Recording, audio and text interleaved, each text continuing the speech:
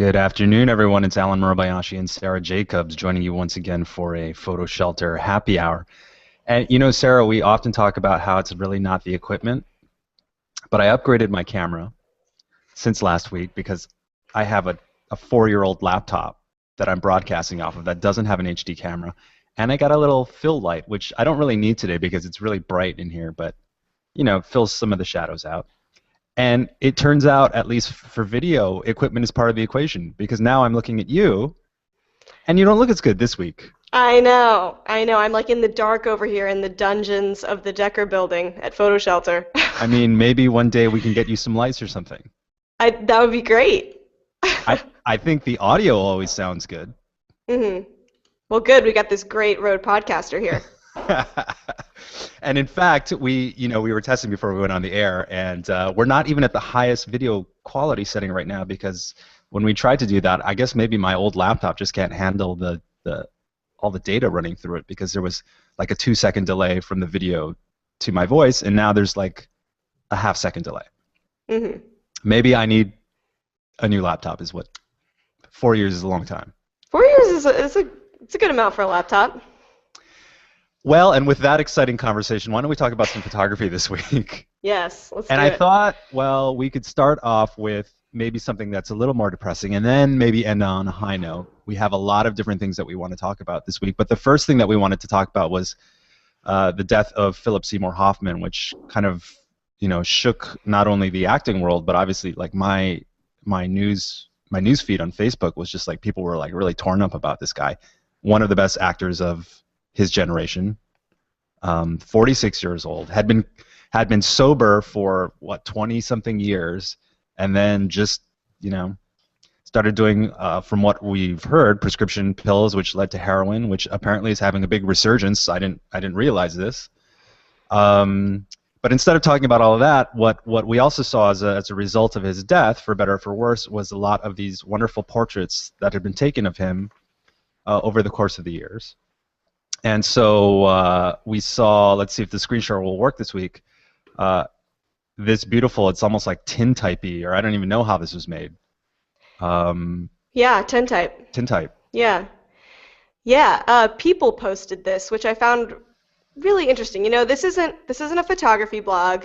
This is a celebrity magazine, and they placed so much importance on this single photograph, which is one of the last pictures of Hoffman that was taken.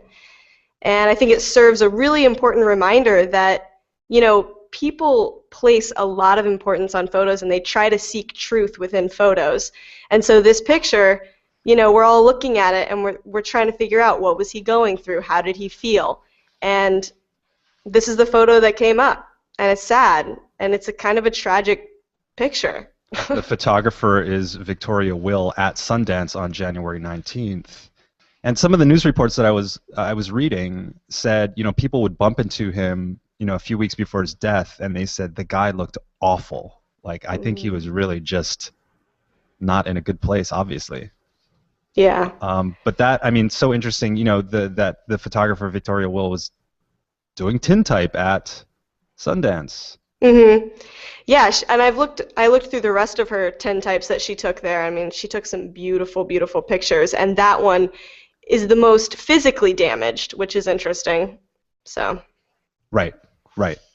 The New York Times had a little piece by Kathy Ryan, who's the editor over at New York Times Magazine, who we love, all her work, and 3 views of Philip Seymour Hoffman is the article, starting with this one by Gregory Crewdson.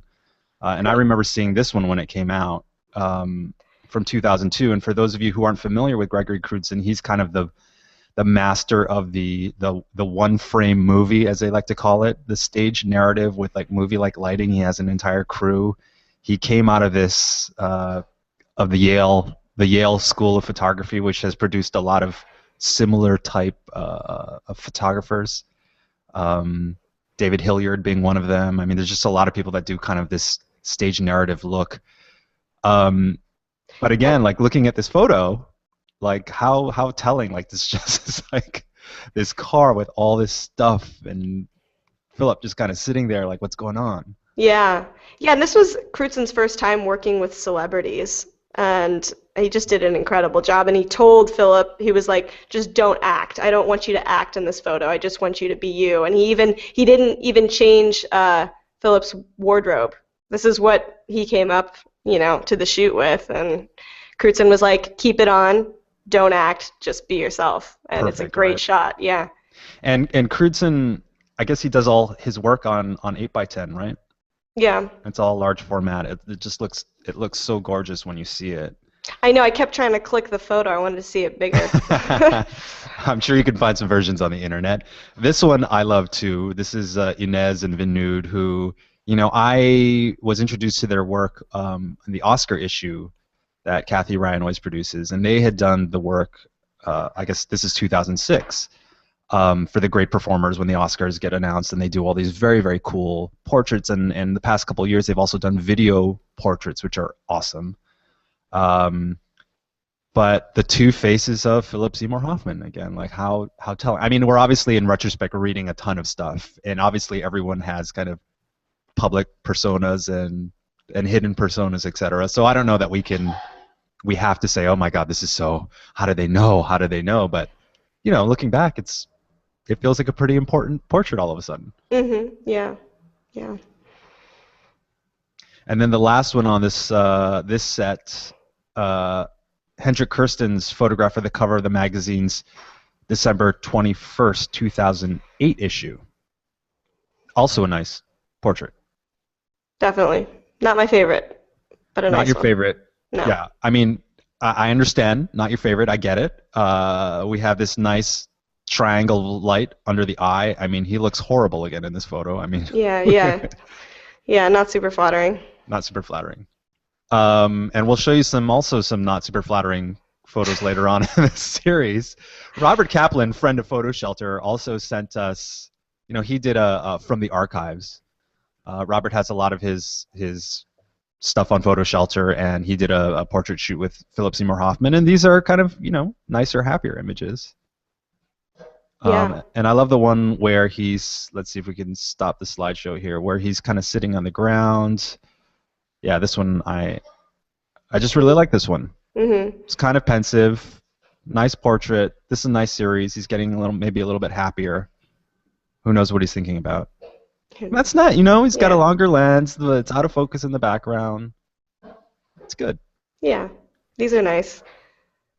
So these images came out, and then I was reading my Facebook feed. And I can't remember exactly who had done it, but I think it was the photographer Elizabeth Griffin. Posted these images by a photographer named Graham McIndoe. And Graham McIndoe apparently is an addict. And I guess once you're an addict, you're always an addict. And while he was on heroin and he was going out and buying these, I don't know what you call them, glassine bags. Do they call them dime bags for heroin? Who knows? I don't know. He would shoot, and like all of, like good marketers, all of the drugs are branded, as a lot of people know. And so he would go out and spend some money, and he would take these portraits of these bags. And it's kind of crazy. Mhm. And Yeah, again, for them to be shot like almost in this nice product light, no background. It's very strange. So Graham McIndoe, check it out. I mean, it kind of blows me away the marketing that goes into this. And I guess the problem with these drugs, again, from reading some of the articles, is anybody can stamp New Jack City on a bag and say, oh yeah, this is New Jack City. This is the formula for New Jack City, and nobody knows actually what's in the drug.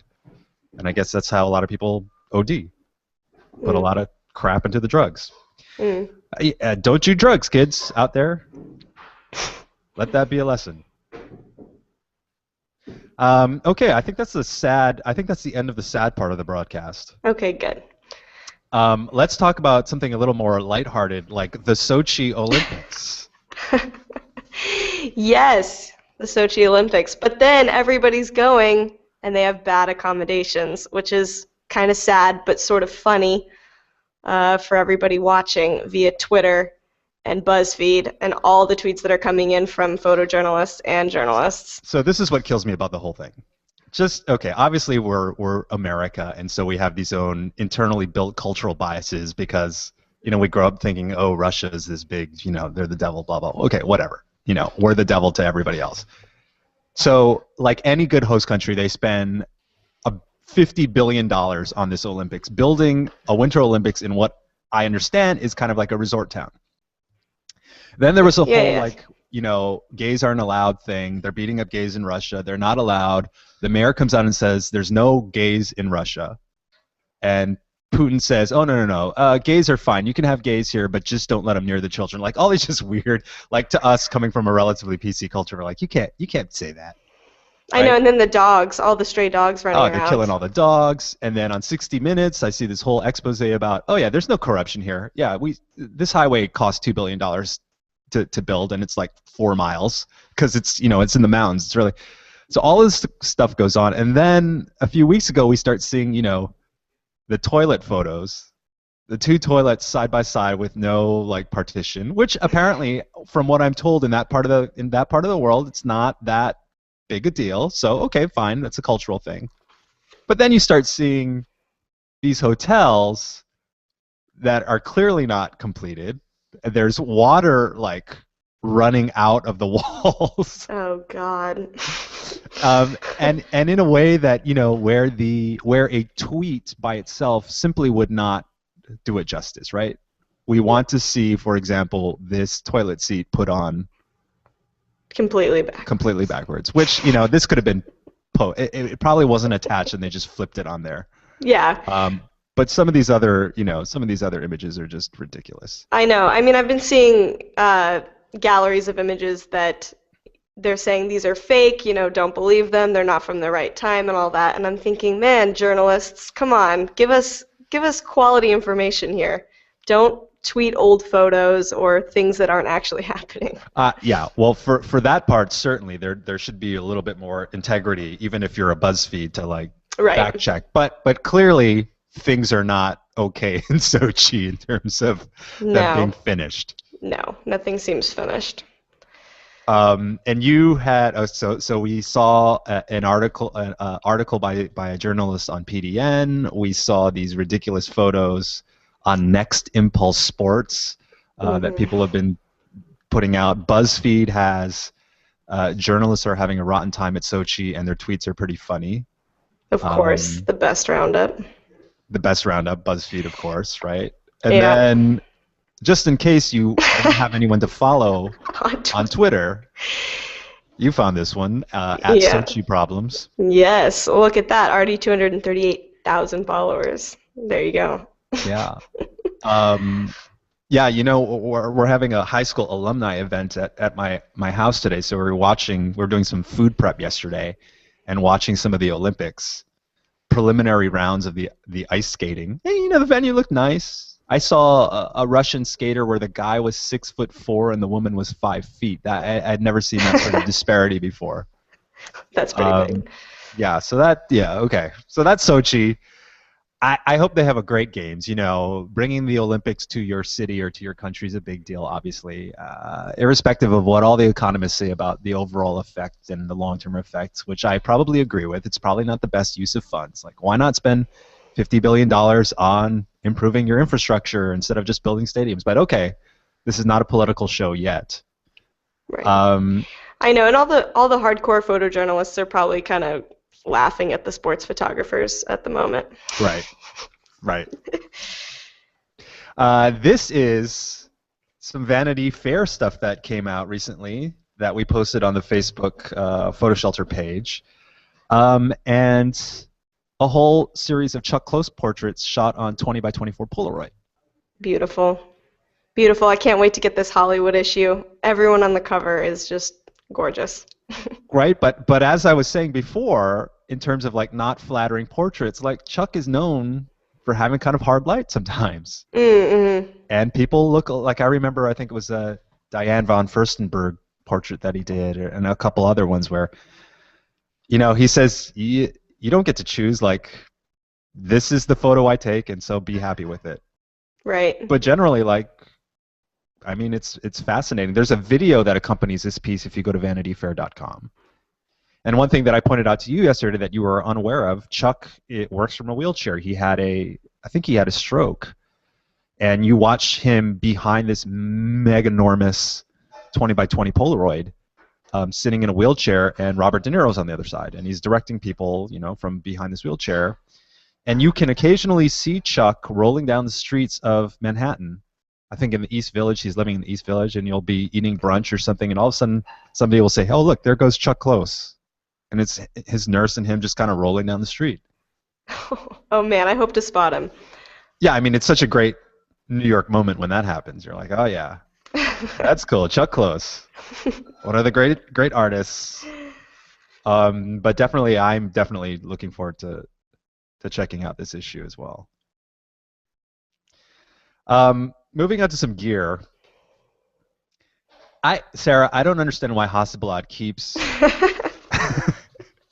I mean, I own an old school Hasselblad, a film one. Okay. A 503CW, Mm-hmm. which I take out once a year, and I love it when I take it out. It's just that film is such a pain in the ass, and processing is expensive, and film is expensive, etc.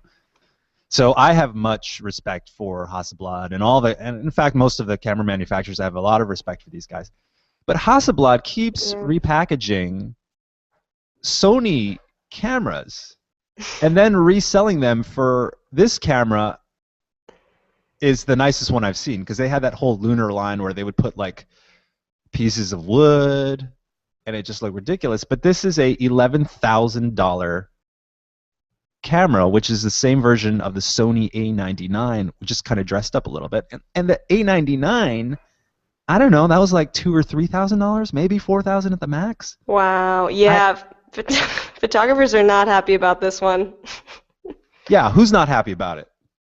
Zach Arias is not happy about it. This was his tweet.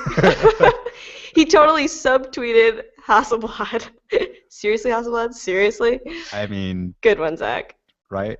And well, I found it interesting that the CEO of Hasselblad is saying this is a camera for photographers that love taking them in real style, that love taking photographs or their camera. I'm not even sure what he was referring to, but in real style. I thought that was Leica. I thought the whole point of Leica was like, this is not a repackaged Sony. This is a Leica. There's history to this camera. Therefore, you will spend $7,000 on a body and $4,000 on a lens for a total of $11,000. The same price as the Hasselblad. Well, I guess Hasselblad's trying to step on those toes. Yeah, but there's no cachet with a repackaged Sony. No. That's my point. There's nothing different. Like, I'll just go get the Sony and I'll save $8,000. Right. But what's up with the Zeiss lenses? Because I've never used one. I've always wanted to. I've always heard good things. Have you used one? I don't. There's all different types of the Zeiss, right? Uh-huh. They're the Zeiss lenses that are made by Zeiss in wherever they make them, Germany or whatever. And then there's the Zeiss design lenses that Sony then makes themselves. Okay. So they're designed now. The Zeiss, the new Optus that came out, or Otis, it's a 55 millimeter 1.4, is supposed to be phenomenal, but it's gigantic. It weighs a ton. Oh. But it resolves, it was built specifically for digital cameras like the Nikon D800, which is a 36 megapixel camera, and you got to have a really, really nice glass to get the most out of that sensor. And so from what I've seen in the tests, like, that is the best lens ever made, or definitely one of them. Mm-hmm. So I think the Zeiss name badge is legit, but not worth the amount that they're putting this price on. I mean, for this, yeah, come on. Okay. 11,000. You could put a down payment on a house for that much money. I just don't understand. So yeah. Zach said, "Seriously, Hasselblad, seriously," and then I didn't even see what this other tweet was. Okay. Okay, then now he's not subtweeting anymore. He hashtags Hasselblad. He says, "Here's an idea: revolutionize the medium format market with a $5,000-ish MF kit instead of embarrassing your heritage with Sony." Ooh, I gotta ouch. agree with that. I have to agree with that. That's rough. Hasselblad was and is primarily known for their medium format. Right. That's what I know it for. There's been a ton of improvements in sensor quality, size. They're getting cheaper. everyone's talking about, oh, is Canon going to make a medium format camera coming out? All these CanonRumors.com, blah See, blah that's blah. when I'll get into it. I'm a Canon girl, Yeah, so you're the Canon and I'm the Nikon. yeah. Okay. What are we doing talking about Sony? I I don't don't know. I'm a Sony guy too. Okay, so I own everything but Canon is what I'm trying to say. know. But you have that covered. Yes. New York Magazine, another magazine we love for their photography. Jody Kwan runs the photography over there. Published as a part of, I guess ICP has a exhibit, but Robert Capa's Yes. color photos. And to me, seeing these color photos, like old school color photos, they always look so cool. Mhm. And I know it's that whole nostalgia thing, but these are not filtered. They're not. It's not an Instagram filter. They are old photos shot on old color stock, and they look really really cool. Yeah, and I'd only seen Kappa's like war photography, so this is really fun to look at his fashion and lifestyle stuff, and Right. especially in color. It's beautiful, beautiful work. Yeah, it looks great. And so ICP has, as a part of the centenary, we call it Hmm. the 100th anniversary, the centenary, Mm. Kappa at 100. Yes, this was an interview with him in 1947. Yeah, 47. You should give it a listen while you're working. Just put it on. It's so fun to hear him talk about all of his war photography and what it was like carrying all of his gear, what gear he took, getting through customs, how he was treated behind the Iron Curtain, all that stuff. It's an amazing interview. Definitely check that out. Old school. Well, Kappa and his brother founded ICP, and so it's a big deal. I think it was 2 years ago, I was in London when the Sony World Photography Awards were presented, and they do a whole gallery exhibit. And I gotta say, this is one of the we do a guide on photo contests, and we rate the photo contest based on the prizes and the exposure, etc. And the Sony contest rates very, very well. And I gotta say, the photos are awesome. I know. Wait, should I be using a Sony? I don't know. I mean, obviously they're not all shot on Sony, but Right. they put on a good contest, man. There's good prizes, and the exhibit. You walk into this thing. I forget, it was like 10 pounds I had to pay. There was a line. The year I saw it, Mitch DeBrowner, I hope I'm pronouncing his name right, the storm photographer, Hmm. won the grand prize. And you see, like a 40 by 60 version of one of his photos. He shoots all black and white, or he converts to black and white, and they're beautifully toned and printed. And I'm looking at this work again this year, and it's just really, really great stuff. So we are looking at the winners on the Atlantic, the In Focus column. Definitely check that out. And if you're in London, go seek out the awards. They're fantastic. Um, Amy Vitale, again, friend of PhotoShelter, has been letting people know about a National Geographic Fulbright, the Digital Storytelling Fellowship. And the Fulbright is this program that sends students after they graduate from college to different parts of the world. And I've had a number of friends who've done it, and they go and teach English in Vietnam and whatnot. So this is kind of a stipend for travel and health, etc., through National Geographic for people who are into digital storytelling. You can find out more on us.fulbrightonline.org and look for the Fulbright Nat Geo Fellowship. There's so many great sort of fellowships out there and scholarships and contests and grants. It's really hard to know what's up sometimes. That's true. There ought to be a resource, huh? There And definitely should be. I know there are resources out there.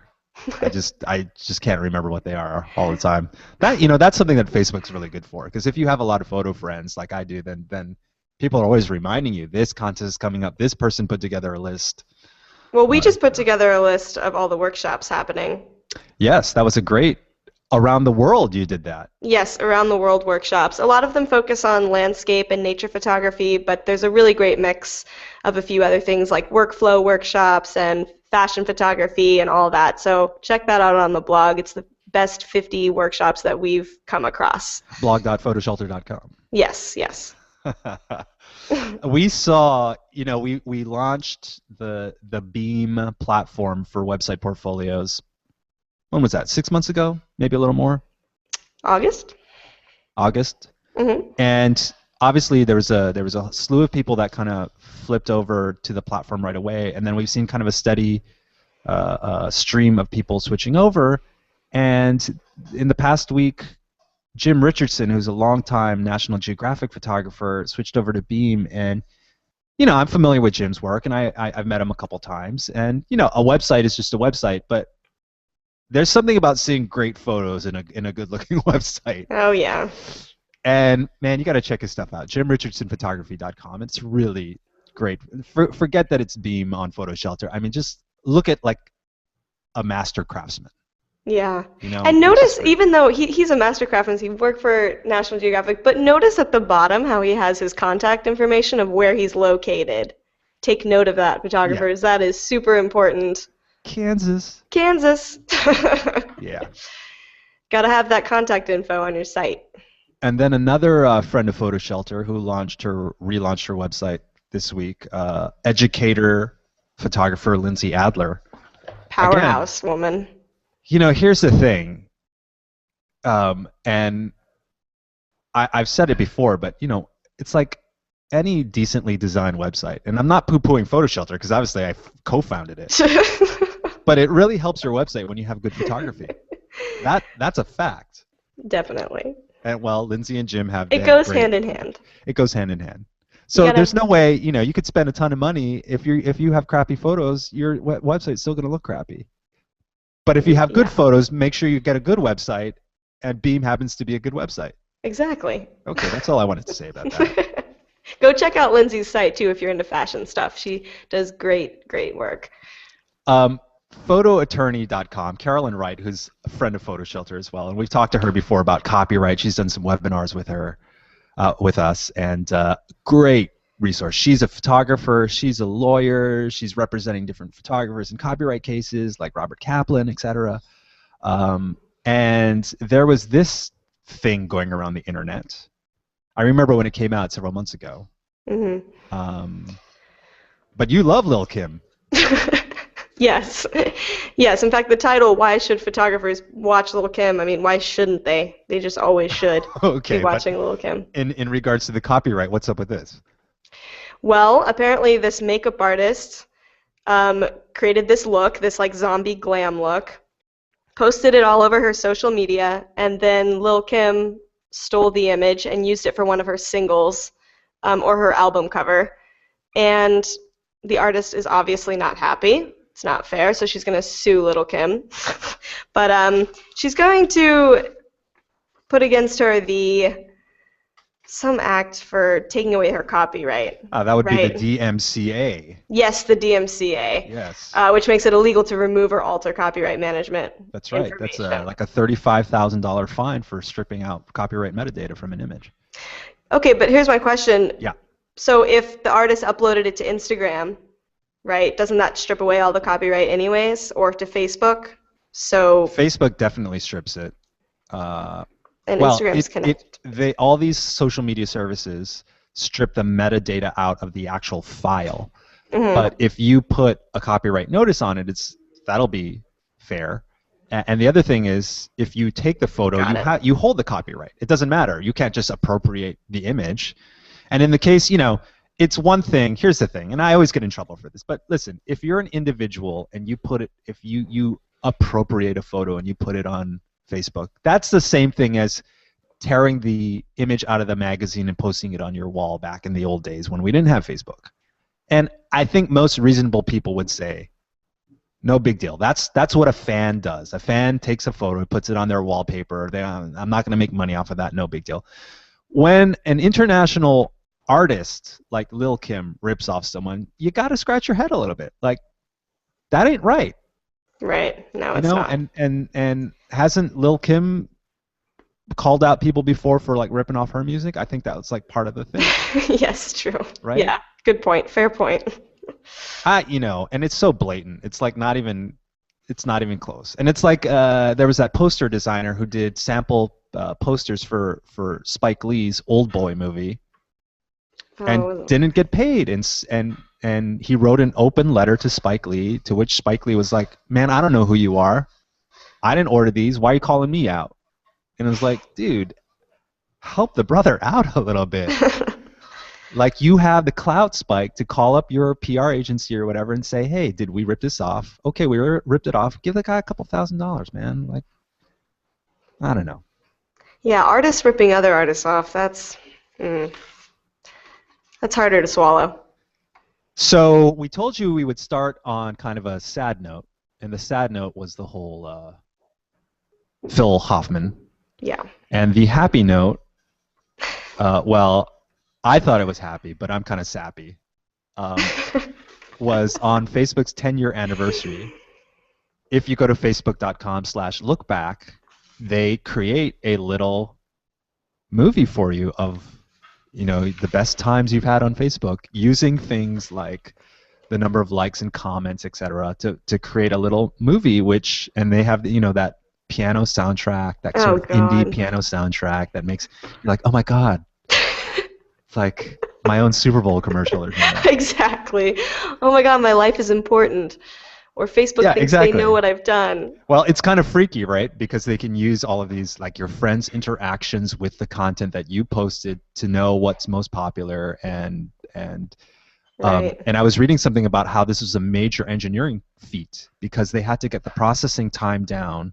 Because there's, what, 1 billion people on Facebook or something like that? They had to get the processing time down for these billion people from 17 minutes to 1 minute to make this even a viable project. Wow. So mass props to all of the engineers who put this together.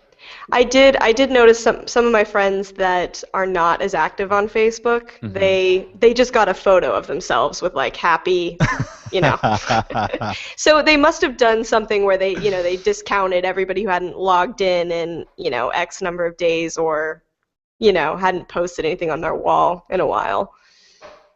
Well, I had no desire to actually share it with anyone because I know a lot of people were sharing them because no one else can see your movie without you explicitly sharing it. But I had no desire to share it. But I might have gotten a little misty-eyed when I watched my own movie. But then we saw a few other people doing takes on them, right? So you found this one. Oh, yeah. Yeah, it's always fun to see how major brands, try to integrate themselves with whatever's going on socially. And this was a great one with Progressive's Flo, who is a character we all know, either from TV or print ads or the radio. And apparently we've learned now something else about Flo, and that's that she's obsessed with unicorns. Yeah, and I don't know how that helps Progressive, but it made me smile. Oh, so you like the unicorns. Maybe you need more unicorns in your Facebook feed. Yeah, probably so. My video would have been more interesting. And then the last one, for a good laugh, right? Oh, gosh, The mayor of Toronto, who just can't keep his mouth shut. No. Rob Ford. Yeah, someone made a parody video for Rob Ford's possible look back Facebook video, and it's just hilarious. You gotta watch it. So just Google for that one.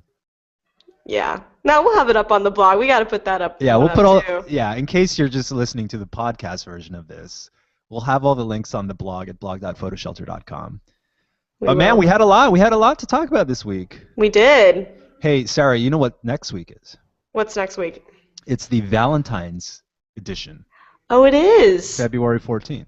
Okay. All right. So maybe by then you'll have some Valentine's Day light. Yes. So instead of just me looking good, maybe you can look good too. No, I'm kidding. Oh yeah, light in the studio. Oh yeah, light in the studio. So season 2, episode 2, we'll call that a wrap. Thanks for some good suggestions this week. Thank you. And thank you to the audience for joining us. You can always find these on our YouTube page. And for Sarah Jacobs, this is Alan Murabayashi signing off till next week. Have a great weekend. Bye-bye.